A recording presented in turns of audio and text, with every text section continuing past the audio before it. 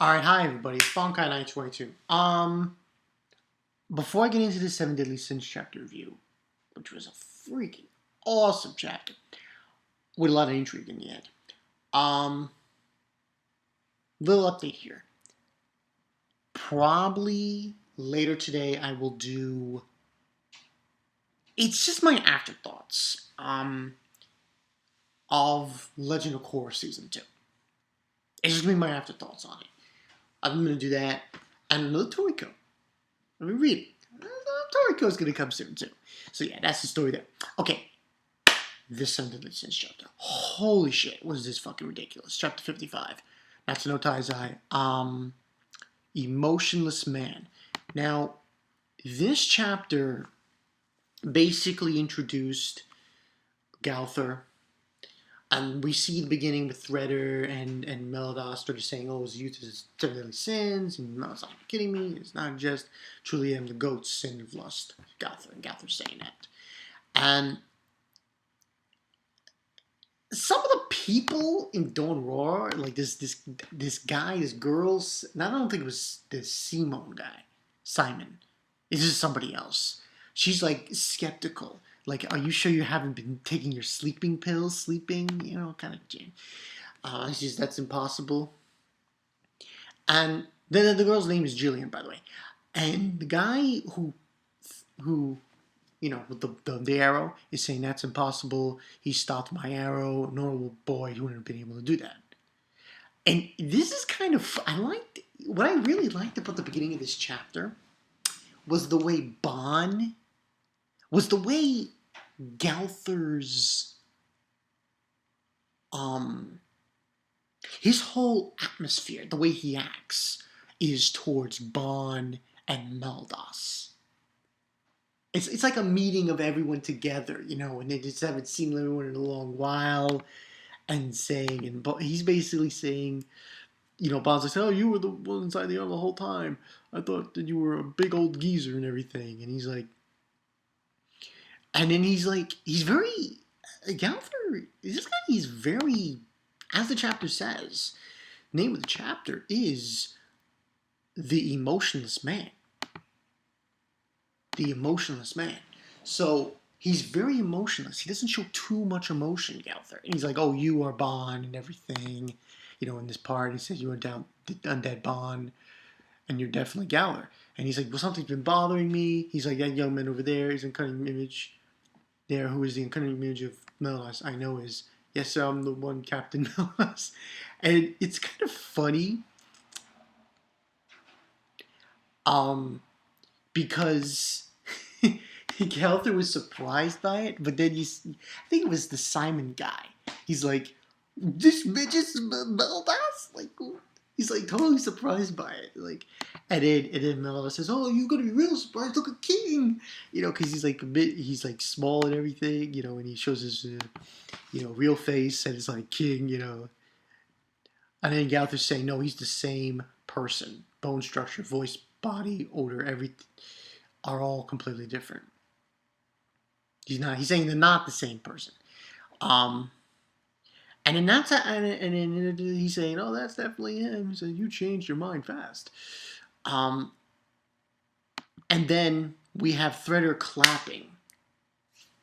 And he's like, wonderful to be able to meet all these. Threader is an interesting character. Of the Dawn Wall, I find him very intriguing in this chapter, because he wasn't like saying, oh, we're going to go and kill them now. We're going to go and kill the Seven Deadly Sins. No, he was saying he respects them. I like that about Threader, being the leader of Dawn Raw. He doesn't come out saying, oh, I'm going to kill these bastards. No, he respects them too much to do that. And he says, it's a wonderful chance to meet all of you of the Seven Deadly Sins. It's truly blessed. And he unfortunately tells them that unfortunately our mission takes precedence over fighting you, and our mission today is to take back the head of the giant iron giant. But isn't that just your armor? And he asks him what's inside the Gowther, and he's like, I'm not certain. And we get a flashback of him going into a cave and seeing a bear, and then we see this grotesque grotesque figure in the dark as he's talking about the flashback of gowther. And we don't know what it is, but it is very grotesque, very ugly looking. It looks like something out of Creature Feature, you know. And he encounters it, and he asks, "Who are you?" And we see it. It kind of looks weird looking, kind of strange. We don't know what it is. And that's all we get. And then we go back to the present time, and Stutter saying, you know, it's time to go. You know, it's time for work. And Gowther's saying, no, could you leave him alone? And Bond's wondering, like, didn't you hear him fight this monster and everything? So it was Gowther. And then the beast wakes up and just, what the fuck? This thing, whatever was in the armor, just went, just like, aura alone, it just screamed and blew the shit out of everybody back. And I was like, oh boy, what is this? Who's in this armor? So it was a huge shockwave. And that's when everyone was looking at it and saying, oh shit. And then Gowther saying, you surely felt this power just now. Can you still say you can defeat him? And that Threader's like saying, we can defeat him. And we'll take its head. And Gowther's basically saying there is no other choice. And saying that, Threader's asking, are you going to fight along this monster? And he says, he doesn't say anything, Gowther. He just attacks the monster and cuts off its head. And he tells Threader, take it. What are you doing? I don't understand.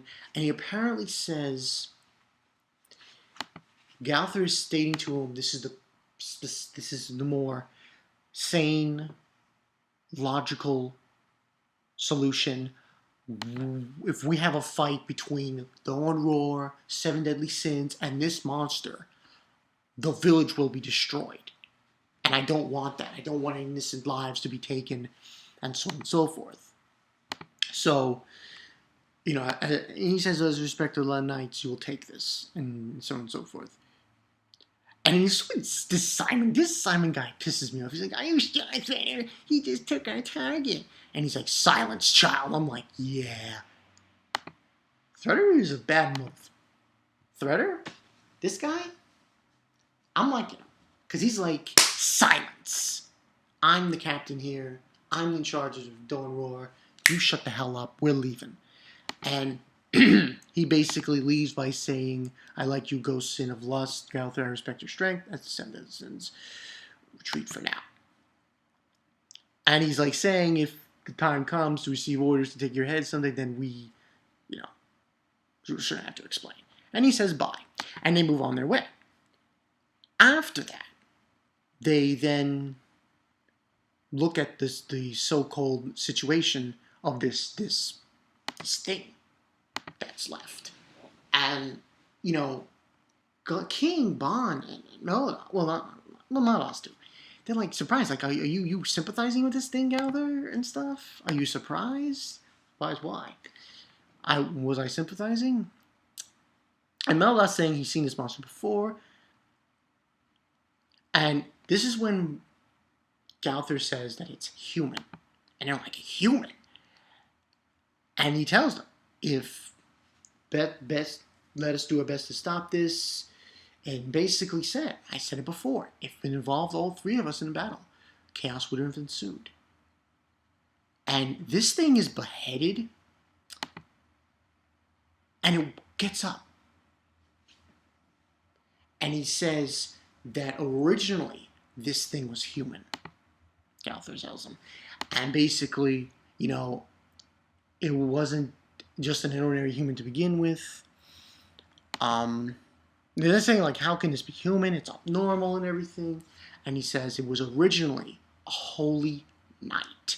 Now, if you look closely at this thing on the last page, you see a human face in between these four heads. And it says on the side, a heart in action that can't be understood, a dawn roar retreats, reveal the mysteries of the strange criminal Gowther and the armored giant, a violent, power, gruesome figure. The only way to solve the mystery of the fighting giant is to fight it. And this is the next chapter, 56, Unholy Night. So, and that's the end of the chapter. Now, overall, this gets a 5 out of 5. No fucking around. I mean, seriously. We had Dawn Roar, Threader. That was an epic moment there. Now, overall, most likely what this is, it's probably a human, yeah. Gowther's right. The only explanation to this whole scenario is that this thing was human, it was a holy knight, it drank demon blood, and transformed again. Which begs a lot of questions. I mean, like, goddamn. I mean, this could have happened. This could happen to anybody. Literally. Anybody. Anybody could transform into like that. I mean, it makes you really, you're like, holy shit. You know, you wonder.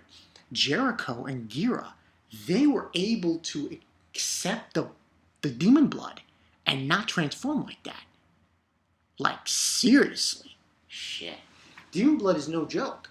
I mean, this shit will turn you into a monster. God damn. It's unbelievable. But basically, that's the story. So obviously, this is like an unholy night. They're obviously going to have to fight it. They're going to have to stop it. My first reactions to Gowther, I think he's very interesting character. You wonder about him, though, because of, like, he's the sin of lust. And you look at the way he acts, and it's, like, totally different than you would think. And it's just not the same kind of mindset. He's so emotionless, so far drawn. You know, it's just surprising. What I do think, now, it begs another question I need to ask here, is could this happen to other people? Now, I personally don't think this is going to happen to Maldas, because Maldas' situation and everyone else who drinks demon blood is totally different. Because it seems like his bringing in with the demon blood was more different than this was. So we'll see how this goes down. It's going to be an epic fight. Ah, shit, it's going to be huge fight here. The thing was so grotesque. It had its fingers was an arm and little tiny fingers. That was just like, shit. I was bugging out when I saw that shit. I was like, yo, that is so grotesque. That was like coming out of, that was something out of Hellraiser or some shit like that. I was bugging out. Oh, God. Crazy. But great chapter, 5 out of 5, like I said. We'll see next week. Should be really great. God knows how it's going to go on from here. How are they going to beat this thing? I think Gowther's prop and the other guys should handle it. There shouldn't be any need for Diane or anyone else to get involved in this fight. So, yeah. We'll see. So, yeah, that's what I got for you guys. Bonkai 922. See you guys later. I mean, the only thing about this chapter was I'm thinking Threader. I want to know, comment below. Who's your favorite Dawn Roar? Mine? It's Threader. No question. Threader. I'm gonna guys put in the comment section below. Who is your favorite, Dawn Roar? I really want to know. Because it's on my mind right now. It's on my mind. But yeah, that's the story, people. Man, holy shit, that thing was. Oh man, I gotta defeat that thing now. Shit, that thing is grotesque. Oh man, it is so beastly. They gotta fight that thing. Shit, can only imagine how they're gonna beat it. But yeah, we'll see. I'm Bonkai922. See you guys later. Gowther and Dawn Roar. Yo, beastly motherfuckers. Beastly. I'll see you guys later. Peace.